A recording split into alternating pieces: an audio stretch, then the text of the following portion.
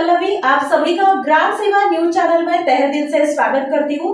ग्राम सेवा news channel Maharashtra में Bhiwandi, Shirdi, Surat, Nashik, Solapur, Bangalore in सभी शहरों में गुजराती के साथ साथ मराठी, तेलुगु और हिंदी माध्यम के द्वारा प्रसिद्ध हुए।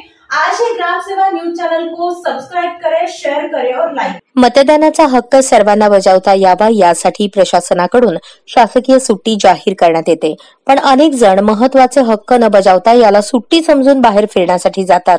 असाच प्लॅन करत असाल तर थांबा, कारण या दिवशी सोलापूर आगारासह विभागातील बहुतांश एसटी गाड्या या निवडणुकीच्या कामकाजात असणार आहेत। त्यामुळे लांब पल्ल्याच्या फेऱ्यांसह अनेक फेऱ्या रद्द करण्यात आल्याची माहिती एसटी प्रशासनाकडून देण्यात आली आहे। निवडणुकीत जिल्ह्यातील बूथवर कर्मचाऱ्यांना ने-आण करण्यासाठी आयोगाकडून जवळपास 460 गाड्यांची मागणी करण्यात आली होती।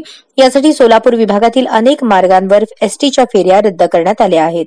त्यामुळे 18 ते 20 नोव्हेंबर दरम्यान एसटीच्या सातारा, कराड, कोल्हापूर, छत्रपती संभाजीनगर, नांदेड, वाई या लांब पल्ल्याच्या फेऱ्या रद्द करण्यात आल्या आहेत।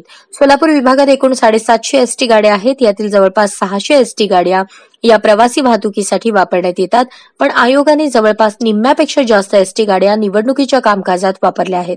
त्यामुळे त्याचा मोठा फटका प्रवाशांना बसणार आहे। यातच मागील 2-3 दिवसांपासून सोलापूर आगारातील एसटी गाड्या कर्नाटकातील होमगार्ड यांना आणण्यासाठी गेल्या आहेत। या गाड्या चित्रदुर्ग, बल्लारी, रायचूर, विजयनगर आदी ठिकाणी गेल्याची माहिती अधिकाऱ्यांनी दिली।